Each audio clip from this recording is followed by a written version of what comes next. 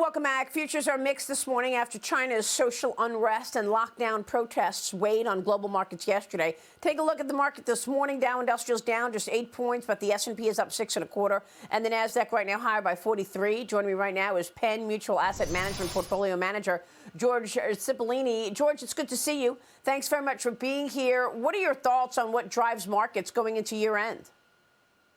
Good morning, Maria, and thanks for having me.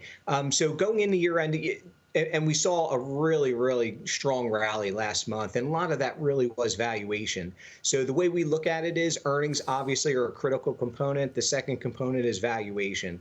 I do think earnings are going to be a headwind, as you previously mentioned already today, and I think that's going to be tough to get through. So we can see some volatility from a valuation standpoint. We saw a 2.5-point increase in the S&P's PE just in the last month, and so we can get these short-term rallies. But until the earnings trajectory changes, gosh, that really does keep a lid on things here.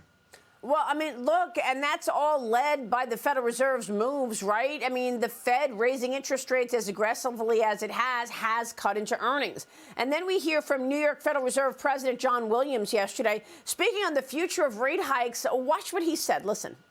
When I think about the future path, I do see a point probably in 2024 that we'll start bringing down nominal interest rates because inflation is coming down. So what he's saying is this fight on inflation is going to go into 2024. Jay Powell is set to speak tomorrow on the economy and the labor market ahead of the final Federal Reserve meeting of the year. That happens in 2 weeks. Expected to raise rates by 0.5 percentage points on December 13th and 14th, George. So what are you expecting in terms of this fight to tame inflation and how long we're going to see aggressive rate hikes? It's really a tricky fight. If you think about some of the factors and some of the components, wages are sticky. You know, that's a really tough one to get your arms around. And then you see other ones that are really transitory. I think the problem is, though, if you look at the yield curve, we've seen the yield curve come in a lot, and we've seen, you know, from the 10-year standpoint, from a 30-year standpoint, yields are down about 70 basis points. So what the market is telling us that gosh, there have only been 3 periods in time where the yield curve has been even more inverted, and that was the 1970s, the early 1980s, and 2001.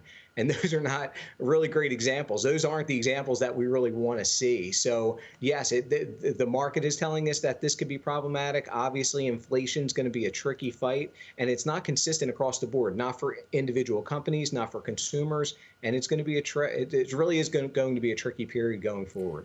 Well, we've got a lot of economic indicators this week that will give us another window into the health of the economy. We've got the second read on the third quarter GDP out tomorrow.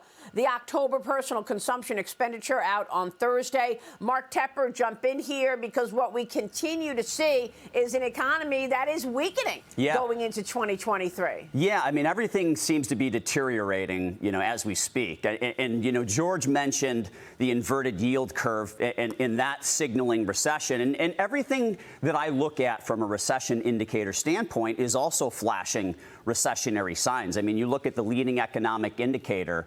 Once that goes negative 2 months in a row, typically you have a recession 7 months later. George mentioned the 3-month, 10-year yield curve. Once that flips negative, you have a recession within 6 months. It just seems like everything I'm looking at right now is signaling recession come spring of next year. So, George, with that in mind, what do you think about that? Do you think we're headed for a recession? And if so, why is the market only down 15% off its high? That's unusual. Yeah, it's a great point, Mark. I do think expectations, you know, we go back to the expectations component of it. Expectations do seem a little high, especially from an earnings standpoint. Now, the other key piece, and I mentioned this over the past few quarters because it's still remained true, energy's done a lot of the heavy lifting from an earnings standpoint. Ex-energy, we are already in an earnings recession, down 2% each of the last 2 quarters, ex-energy.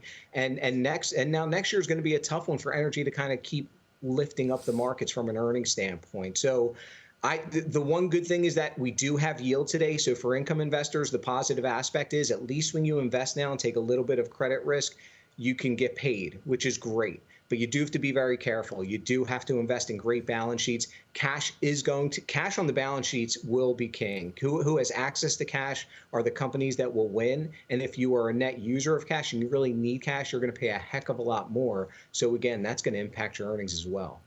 So, I mean, are you predicting a recession, and how severe will it be in 2023, George? Because the story last week from the Wall Street Journal that economists are talking about a soft landing in 23 and the potential for the economy to slow but not actually see a severe recession.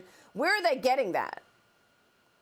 Yeah, I think that's going to be really tough to pull off unless something meaningful changes, unless, Russia all of a sudden backs off, or unless China all of a sudden backs off and changes their stances. Unless we get something really meaningfully big change, then no, I do think we should see an earnings recession. I'm not sure economically, what exactly is going to happen. Those factors are just so unpredictable. But I do think from an earnings standpoint, yes, I do think we're going to have an issue.